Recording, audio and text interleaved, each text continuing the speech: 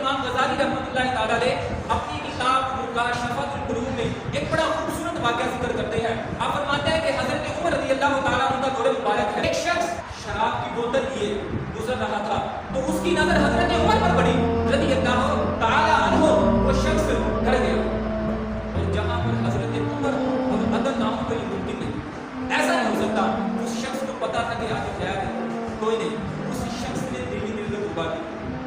اس نے دلی دل میں, آپ بھی کبھی سوچئے گا بعض بات بندہ ایسی جگہ پہ پھنس گیا تھا بندہ کرتا ہے لیکن قربان یا اس وقت کے ساتھ وہ بچا بھی لیتا ہے لیکن پھر بھی ہم خود بھی بات کیا اللہ تیری مہربانی ہے آج بچالا باز تو رب بچا لیتا ہے. ہماری بے وفائی پر وہ اتنا پیار کرتے ہیں.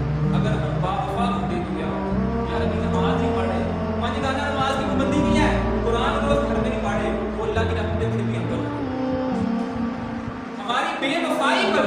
اپنی بے وفائی کا میں تو اتنی رحمت ہے, سوچے اگر وفا کرنا شروع ہوئی تو کتنی رحمت ہے. تو اس شخص نے دل دل میں توبہ کی کہتا اللہ نے بچا ہے. حضرت امیر المومنین عمر فاروق رضی اللہ تعالیٰ عنہ نے جب اس شخص کو دیکھ لیا, آپ رضی اللہ تعالیٰ عنہ اس کے قریب گئے, فرمایا اس وقت یہاں پر کیا کر رہا ہے اور یہ کیا چیز مجھ سے چھپا رہا ہے. اس شخص نے کہا میرے پاس سرکہ ہے. اب وہ شراب کی بوتل تھی لیکن اس شخص نے کیا کہا کہ میرے پاس سرکہ ہے. حضرت عمر رضی اللہ تعالیٰ عنہ فرمایا کہ ٹھیک ہے دکھا مجھے کیا. اب وہ شخص ڈرتے ڈرتے اس نے اپنی چادر سے اس بوتل کو نکالا تو وہ بوتل شراب کی جگہ سرکہ بن چکی.